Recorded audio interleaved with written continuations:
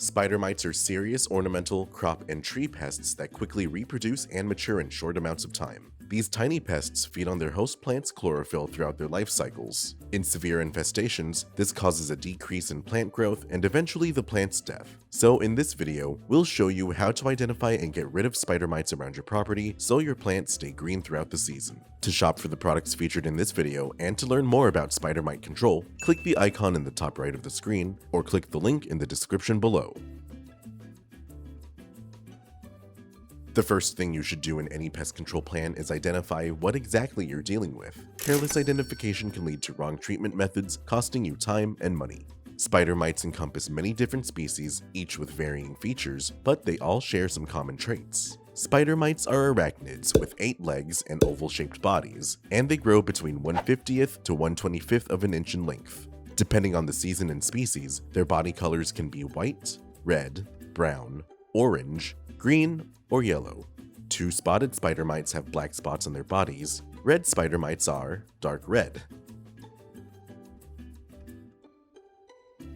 Inspection is the next phase of any good pest control plan. Once you know what your pests look like, check around your property to confirm their presence or find hotspots of activity. Spider mites are active in warm or hot, dry weather, and they're able to survive over winter by feeding on their host plants. The most common sign of an infestation is webbing. Spider mites are arachnids, hence they will produce webbing on their host plants to create shelter. Webs are usually found underneath leaves, between branches and stems, and over entire foliage in prolonged infestations. Another sign of an infestation is the presence of small white or yellow spots, or stipples, on the foliage. When left unaddressed, this will progress to the yellowing of the leaves, then browning, and then eventually the plant's death.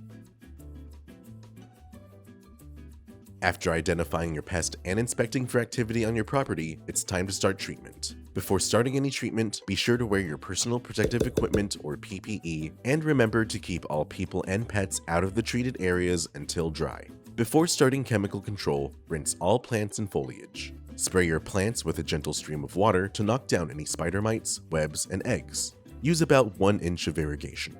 Elimination starts with choosing the right insecticide. Some broad-spectrum insecticides are ineffective because they eliminate spider mite predators rather than the spider mites themselves. However, products made with bifenthrin have been shown to kill spider mites. We recommend you use Supreme IT. Supreme IT is an insecticide concentrate made with 7.9% bifenthrin, so it will need to be mixed with water in a sprayer before application. To treat spider mites, mix 0.25 to 0.5 fluid ounces of product with 1 gallon of water to treat 1,000 square feet. Use 0.5 fluid ounces in severe infestations. Once your solution is mixed, treat the ornamental plants and foliage on your property. Spray above and beneath the leaves and spray to the point of wet but not runoff. When Supreme IT dries, it will leave a residual that will control labeled pests for up to 90 days. Spider mites that make contact with the spray or the residual barrier will have their nervous systems impacted and die within several hours. Because spider mites reproduce quickly, it's possible for an infestation to develop resistance. So, we recommend you rotate Supreme IT with a miticide that's labeled to control spider mites each year. Miticides containing abamectin, etaxazole, spiromesifen, or hexythiazox will help reduce resistance and infestations if they return after a residual application.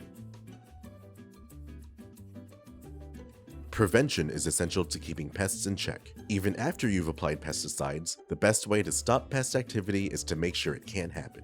Start by pruning any leaves and stems off your plants that show discoloration or are completely dead. Be sure to dispose of these parts in an outdoor trash can to avoid any mites on the parts from spreading.